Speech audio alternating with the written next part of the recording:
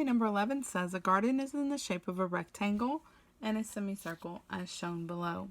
What is the area of the garden? So we can see we have two shapes, the rectangle and the semicircle. So we just have to find the area of the one and the area of the other and then add them together. Let's do the rectangle first. So base times height. Just remember, you always look for your right angle. I chose that one right there. If I chose this one up here, I would have to add those two 10s together. I already see that 20 is right there already added. So I'm going to say 7 times 20. Remember, you could have put 20 times 7, and you still would have gotten the same answer. So 7 times 2 is 14, 0, so 140 square meters.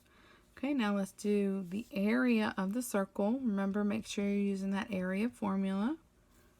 We're going to go ahead and estimate with pi being 3. And we need to find the radius. So when we look at our circle, we want to see what they give us. So they tell us from here to here, which is from here to here, is 10. So what is that 10? What is that of that circle? The line goes all the way across, right? So it's the long line. So the long line is called that's right, it's a long word. It's the diameter. So the radius is going to be half of that, right? Because 5 plus 5 will give us 10. So the radius is 5 to the second power. Remember, 5 to the second power does not mean 5 times 2. It's 5 times 5, which is 25. And then we say 3 times 25. Count your quarters, right? 25, 50, 75 is 75 square meters. Remember, that's for a whole circle.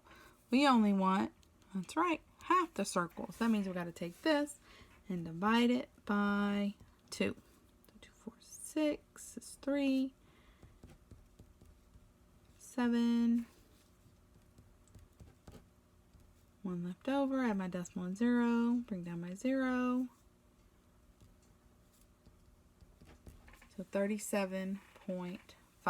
So this area is 140 square meters. This area is 37.5 square meters. And our question says, what is the area of the garden? And this up here tells us that this whole thing is the garden. So we've got to get the total. So to get the total, we're just going to add it together. Please don't do all this work and then forget to line up your decimals. All right, remember, you have to line up that place value. So put your 140.0 and then add it to your 37.5, and we will get 177.5 square meters.